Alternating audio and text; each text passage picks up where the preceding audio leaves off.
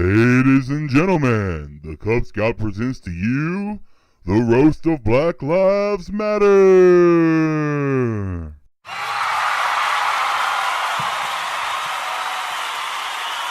Hey mates, it's the Cub Scout here. I was told that picking on I'm a skeptic was the easy road, and nobody seemed to like it. So I thought, okay, let's choose a bigger target.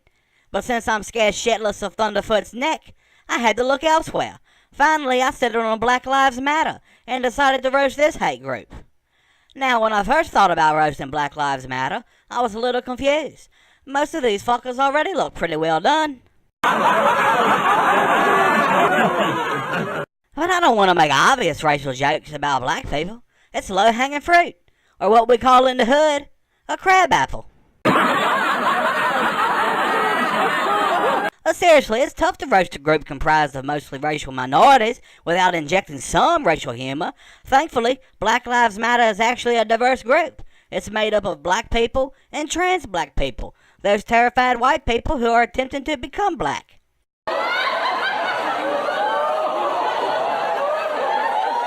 And it's a good thing there are some white people in Black Lives Matter. If it were only black people, it wouldn't be a movement. It would be a Detroit. And I'm not saying black people destroy everything they touch, but just announce to your party that black people are on their way and see how fast it breaks apart. Sometimes they don't even have to touch a thing to destroy it. But we can take a look at the origins of Black Lives Matter and see some of their history. It all started with the shootings of Trayvon Martin and Michael Brown. Two blokes gunned down unjustly, according to the movement. What real winners they picked there? What? Did you get tired of waiting for O.J. Simpson and the D.C. sniper to be killed?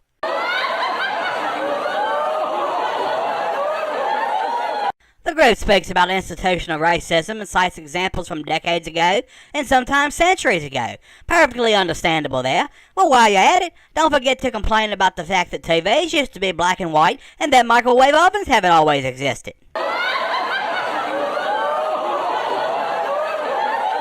Well, seriously, talk about ghosts from the past. Necrophiliacs don't cling this tightly to dead people. And how exactly are black people oppressed in society today? They get free SAT points, diversity placements in universities, and the entire mainstream media is on their side. But because hotel shampoo doesn't get your hair clean, you want to watch the entire fucking world burn. It's true that most of these protesters are just giant babies, which explains why black males wear those low-hanging jeans. They refuse to put their big boy pants on. And I actually agree with Black Lives Matter about cultural appropriation being a bad thing. After all, we never take the good things black culture has given us, like rampant rates of AIDS, shit huts, and fantastic new additions to the English language like Big Snood. When you see overweight women using $400 phones, dressed in $300 outfits, and wearing $1,000 worth of weave, it's a little hard to consider them oppressed. Ugly, stupid, spoiled, cringy, sure, but not oppressed. Black Lives Matter does everything it can to make clear their disdain for white people, which begs the question, why do any whites even support them? Apparently they think the magical Negro trope is a real thing, and that black people will randomly start granting their wishes.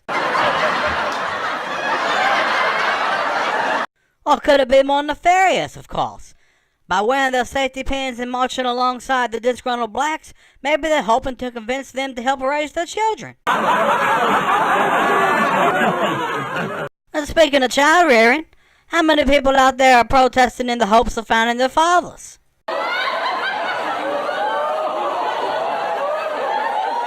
Black Lives Matter was a phrase originally coined by Maury Povich after becoming rich from their breeding habits. And I know many people argue that Black Lives Matter isn't a hate group and that not every member hates white people. That makes perfect sense. I mean, not every member of the KKK hates black people. Some people cite the fact that the Southern Poverty Law Center hasn't named them a hate group. So that means Black Lives Matter isn't a hate group. Yeah, you gotta love that SPLC. Their motto, Coney did nothing wrong.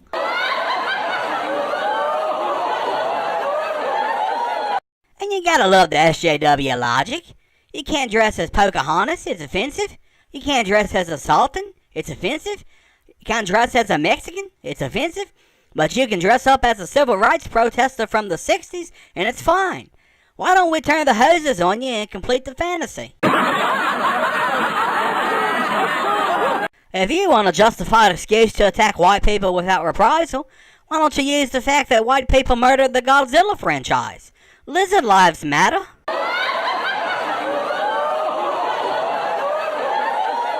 On the news tonight, it was reported that a Black Lives Matter protest took place in Chicago at 10 p.m. Estimates had the crowd at around 200 people, but since it was dark, there could have been as many as 3,000. Okay, these racist jokes are the easiest. Let's avoid them from now on. After all, being black is no laughing matter. Just ask Wayne Brady and Eddie Griffin. And on the list of the Black Lives Matter tour stops, I see we have a coffee shop, a college library, a diner, and other places non-political white patrons gather. Boy, they're really picking the hard targets, ain't they? Upcoming stops now include nursing homes, the ICU at the city hospital, and the local funeral home. Famous white nationalist Richard Spencer was actually vindicated by Black Lives Matter for some of his beliefs. After protesters chanted pigs in a blanket, fry 'em like bacon, Spencer said, "See, I told you the savages were cannibals." And speaking of the pigs, it's a bit difficult to understand this adversarial relationship. With all the blacks killed by heart disease, STDs, drug overdoses, and other blacks, being around the police seems to be the safest place for them.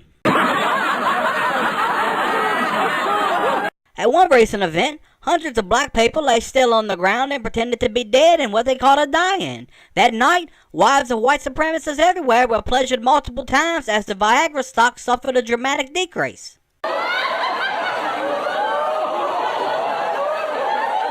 Who do you think, with all these police shooting black people, they'd at least learned how to hold a gun?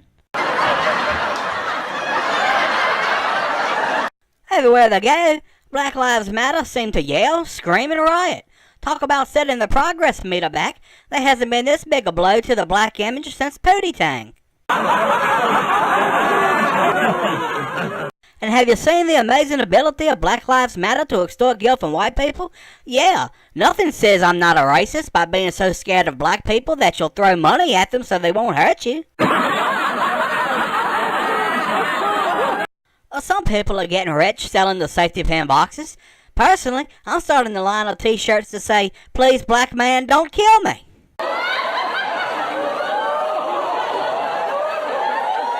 And now Black Lives Matter is out there screaming about how white people need to give up their houses and cars to pay reparations.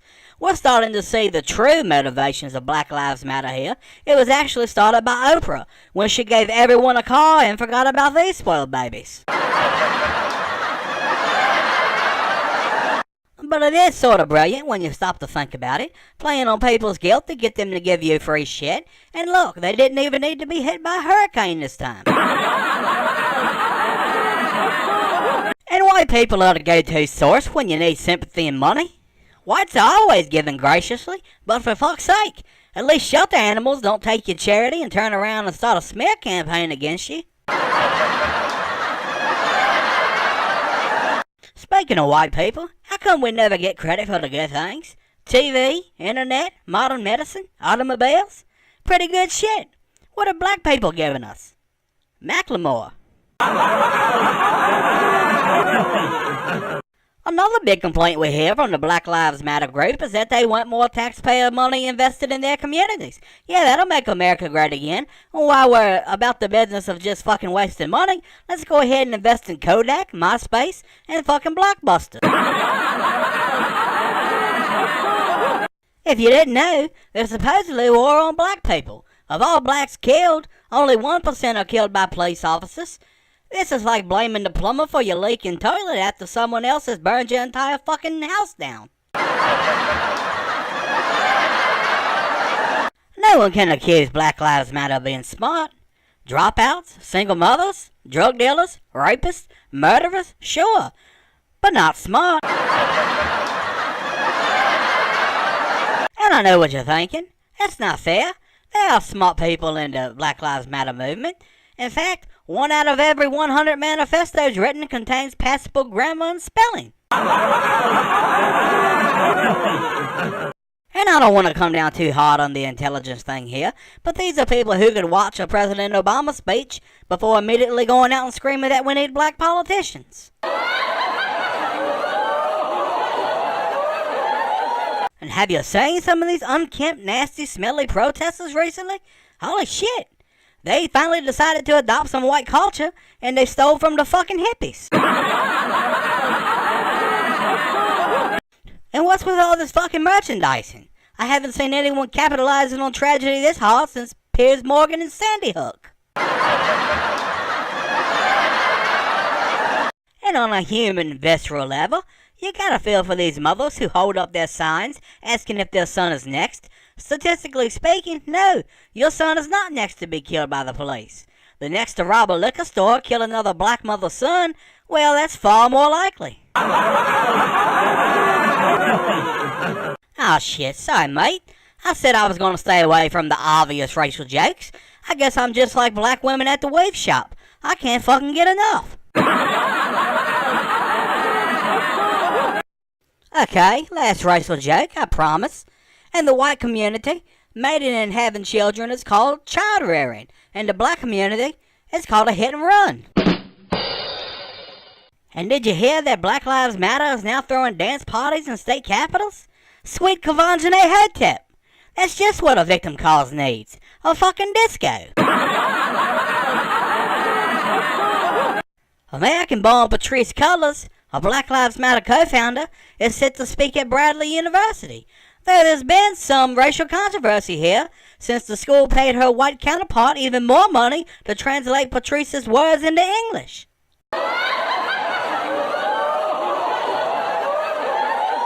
Hey now, that wasn't a racial joke. Have you seen the writing prowess of these Black Lives Matter co-founders? I've seen better spelling from cats walking on keyboards. And now Black Lives Matter has taken up protesting over kids fighting on school buses. I agree, this should be of great concern. These kids should be fighting in McDonald's, not the school bus. Black Lives Matter also complaining that they don't have enough platforms on which to speak. This is like Brad Pitt complaining that there aren't enough women to fuck. Judging by the response and impact of Black Lives Matter on society at large, it would seem as if Black lives do matter to everyone except black people.